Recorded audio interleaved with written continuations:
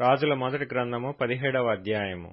అంతట గిలాదు కాపురస్తుల సంబంధియును తిష్బీయుడునైన ఏలీయా అహాబు నద్దకు వచ్చి, ఎవని సన్నిధిని నేను నిలబడియున్నానో ఇశ్రాయేలు దేవుడైన ఆ యెహోవా జీవము తోడు నా మాట ప్రకారము గాక, ఈ సంవత్సరములలో మంచైనను వర్షమైనను పడదని ప్రకటించెను.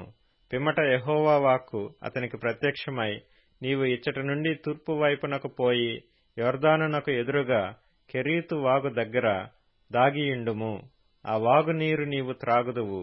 అచ్చటికి నీకు ఆహారము తెచ్చునట్లు నేను కాకోలములకు ఆజ్ఞాపించితినని అతనికి తెలియజేయగా, అతడు పోయి యెహోవా సెలవు చొప్పున యొర్దానునకు ఎదురుగానున్న కెరీతు వాగు దగ్గర నివాసము చేసెను.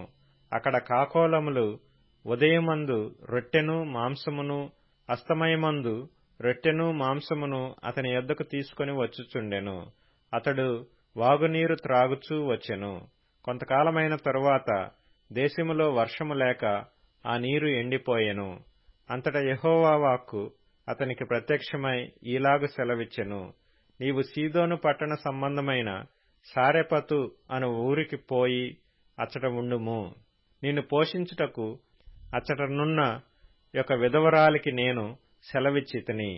అందుకతడు లేచి సారెపతునకు పోయి పట్టణపు గవిని యొద్దకు రాగా, ఒక విధవరాలు అచ్చట కట్టెలు ఏరుచుండుట చూచి ఆమెను పిలిచి, త్రాగుటకై పాత్రతో కొంచెము నీళ్లు నాకు తీసుకొని రమ్మని వేడుకొనెను. ఆమె నీళ్లు తేబోవుచుండగా అతడామెను మరలా పిలిచి, నాకొక రొట్టె ముక్కను నీ చేతిలో తీసుకొని రమ్మని చెప్పెను. అందుకామె, నీ దేవుడైన యెహోవా జీవము తోడు, తొట్టిలో పట్టెడు పిండియు బుడ్డిలో కొంచెము నూనెయు నా యొద్దనున్నవే గాని అప్పం ఒకటైనను లేదు. మేము చావక ముందు నేను ఇంటికి పోయి వాటిని నాకును నా బిడ్డకును సిద్ధము చేసుకొనవలెనని కొన్ని పుల్లలు ఏరుటకై వచ్చితినెను. అప్పుడు ఏలీయా ఆమెతో ఇట్లనెను, భయపడవద్దు, పోయి నీవు చెప్పినట్లు చేయము. అయితే అందులో నాకొక చిన్న అప్పము మొదట చేసి నా యొద్దకు తీసుకొని రమ్ము. తరువాత నీకును నీ బిడ్డకును అప్పములు చేసుకొనుము. భూమి మీద యెహోవా వర్షము కురిపించు వరకు ఆ తొట్టిలో ఉన్న పిండి తక్కువ కాదు, బుడ్డిలో నూనె అయిపోదని ఇశ్రాయేలీల దేవుడైన యెహోవా సెలవిచ్చియున్నాడు అనెను. అంతటా ఆమె వెళ్లి ఏలీయా చెప్పిన మాట చొప్పున చేయగా, అతడును ఆమెయు ఆమె ఇంటివారును అనేక దినములు భోజనము చేయుచూ వచ్చిరి. యెహోవా ఏలీయా ద్వారా సెలవిచ్చిన ప్రకారము తొట్టిలో ఉన్న పిండి తక్కువ కాలేదు, బుడ్డిలో ఉన్న నూనె అయిపోలేదు.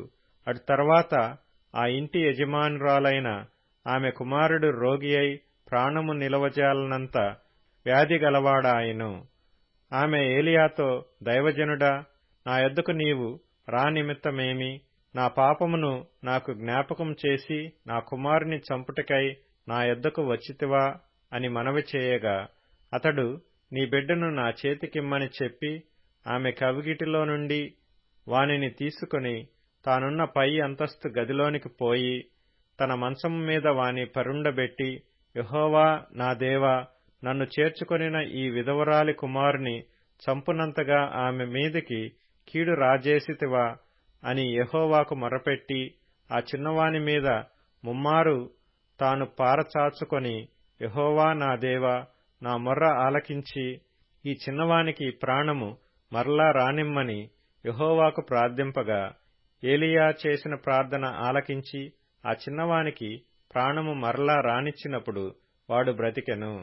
ఏలీయా ఆ చిన్నవాని తీసుకొని గదిలో నుండి దిగి ఇంట ప్రవేశించి వాని తల్లికి అప్పగించి, ఇదిగో నీ కుమారుడు, వాడు బ్రతుకుచున్నాడని చెప్పగా, ఆ స్త్రీ ఏలీయాతో, నీవు దైవజనుడివై ఉన్నావనియు నీవు పలుకుచున్న యెహోవా మాట నిజమనియు ఇందుచేత నేనెరుగుదుననెను.